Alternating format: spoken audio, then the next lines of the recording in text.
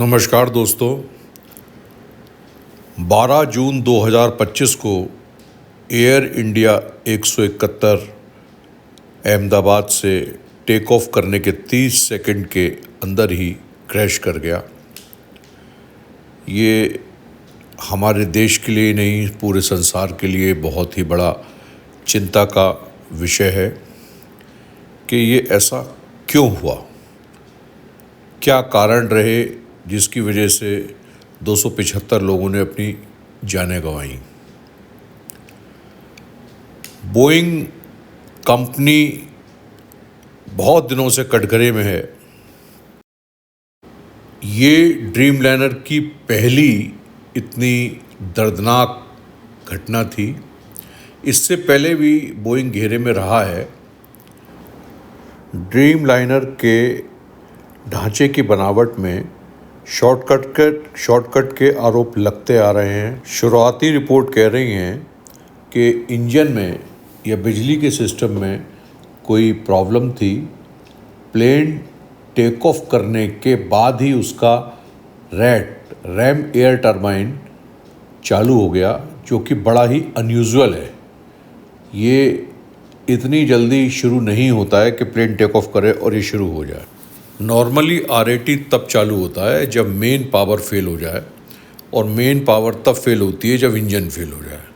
तो चलते ही engine fail हो जाना, मेन पावर फेल हो जाना बहुत ही ताज्जुब की बात है। इससे पहले भी अलास्का की एयरलाइन की फ़्लाइट नंबर 1282 जो जनवरी 5, 2024 को उड़ान भरी थी, उस फ्लाइट का दरवाज़ा ही उखड़ गया क्योंकि उसमें कुछ बोल्ट और नट मिस थे। घटिया हार्डवेयर का इस्तेमाल हुआ था। इम्प्रॉपर फ्यूसेलेज ड्रिलिंग थी। फ्यूसेलेज जो है, नोज़ के नीचे लगे हुए 2 फ्लैप्स होते हैं जो फ्रंट फ्लैप भी कहलाए जाते हैं। तो आप देखिए, वो तो सौभाग्य था उन लोगों का कि फ़्लाइट टेक ऑफ करी और तुरंत ही पायलट ने लौटा ली। और अगर ये ऊपर हाई एल्टीट्यूड में, हाई स्पीड में हुआ था तो मालूम नहीं कितनी दर्दनाक मौतें और इस बोइंग के द्वारा हो गई होती। इसके तुरंत बाद ही FAA फेडरल एविएशन एजेंसी ने बोइंग के सारे विमान जो निर्माणाधीन थे उनको चेकिंग पर डाल दिया। इसके बाद भी बोइंग के रडार सिस्टम्स में, यही 737 मैक्स सीरीज़ में जो इसके फ्लैप्स होते हैं, उनमें सब में नट बोल्ट ढीले पाए गए। इसके बाद दुनिया में जितने भी मैक्स सीरीज़ के प्लेन थे, सबकी चेकिंग हुई, ओवरहॉलिंग हुई, थॉरो चेकिंग करी गई। ये खेल यही नहीं रुका। 2024 में स्पिरिट एरो सिस्टम्स, जो इनको बोइंग को मटेरियल सप्लाई करता है, उसने बताया कि 737 सीरीज़ में 50 एयरक्राफ्ट्स में फ्यूलेज में गलत ड्रिलिंग हो गई थी डिलीवरी से पहले। तो उनको सबको जो है उनकी ड्रिलिंग प्रॉपर करी गई, और ये मामला रुक ही नहीं रहा था, बराबर सिलसिलेवार चल रहा है।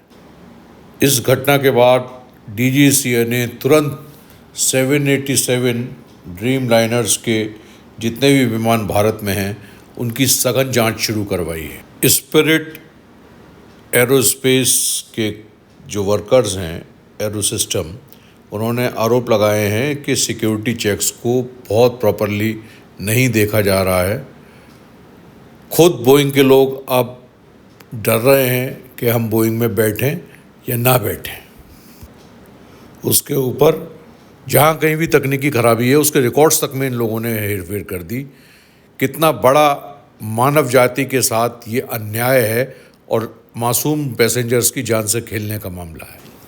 रेगुलेटरी अथॉरिटीज़ तो अपना काम कर ही रही हैं, पर सवाल उठता है बोइंग क्या कर रहा है। बोइंग पे ये सवाल हमारे बनते। बोइंग को अपनी तरफ से एपोलॉजी लेटर के साथ साथ अपने मूलभूत सुधार करने पड़ेंगे अगर उसको सरवाइव करना है, और हमारी तरफ से सभी मृतक परिवारों को सांत्वना।